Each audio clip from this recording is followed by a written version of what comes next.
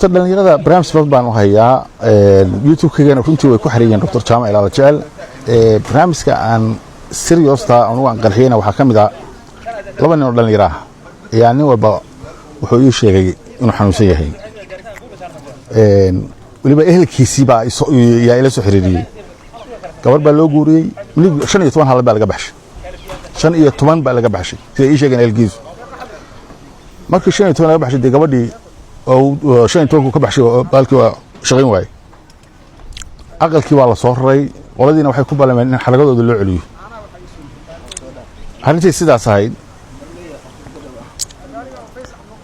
sidaas ahayd rag badan oo halka jooga garanaya ilaahay way waafajay reerkii dib baa loo raray isla markiiba marka geedii daawadeedii siiyay hoos baan wax ugu sheegay baasha sigada ma soo madhay baan ku weeray sigadeer ciidan kale u sheegay waligiiba waa sigaysan jiray waxaan u gangaaray baashaasan watiibi ilo baalkan 36 xidid baa soo gasha 36 ka meel buush oo ilaahay u sameeyay kuma bareeya marka gacanta lagu dhibaateeyo waa meel loogu talagalin baalkii seeskiisuna waa yaraan ee biyaha ugu tufaya hadda kale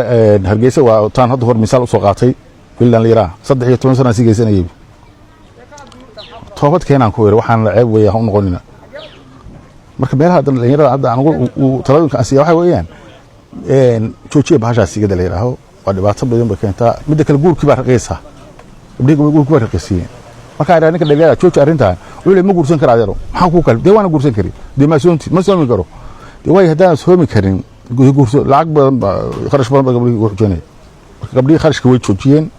odayaal badan oo hoggaansan jiro awal xoog wax ku qaadan jireen hadda waxay yareen war gabadha ninka haduu dhaqanayo waa afis waxba ka warabno marka dhalinyaro joojiye gacanta ka xishooda qodhay xirada ka jabma maqasheen waa nin gacantiisa na ka dhigta gabdhiga halka joogo diyaar waxaan kula talinayaa inay badho joojiyaan baar halka ilaahay waa isakhira daawooyin waxaan soo saaray korinaya xubintii meesheedii ku soo celinaysa isbaamkiina dhisay hada xalay oo kale Koonfur Afrika nin jooga hadan ku tusaya tayroki oo meel ba adduunka aanu maray ilaahay way guuleeyay sokorto kale nin Ingiriiska jooga hadan ku tusaya nambarkiisa hal sano ka hor buu soo diray cod feedback labaadna oo checking labaadna 20 bishan uu soo diray in ganacsiga shaqeynayo ila sokorto sida waa ganacsiga shaqeyn waayay example hadan hunka galaha leeyahay halka saddex noob ugu dhaca galanuug iyo galabar iyo galqanjir baa leeyahay mar labada xaniyood baa ku dheeraanaysa mar way kala dheeraanayaan mar xaniyada xubinta torko yaraanaysa oo ninka buufs baa ku dhaw waa la sixray wiiraada baa wasiirko kale saddex noob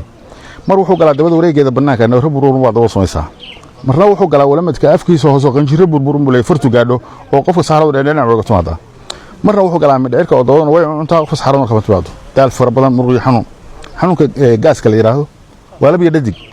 mar wuxuu galaa laabxunsho hoos oo bulay markuu qofku ku raagan kurtum buu samaystaa biyaha yaanay marka cabisid waxbay dajinayaan hoos u ruuxayaan baasleed marna bakteeriyo samaadi burulay sokortu waa ganacsiga shaqeyn waayay caafimaadkana Allah bixi daawadana aan sameeyay qolnaago yaabsi Ingiriis rag waa wada qabaa gabdhihi kuwa soo wacay waxay leeyahay Dr. Jaamac ninka biyaha sideen maxaa hal haysa handbrake baan soo saaray log time markhaatiga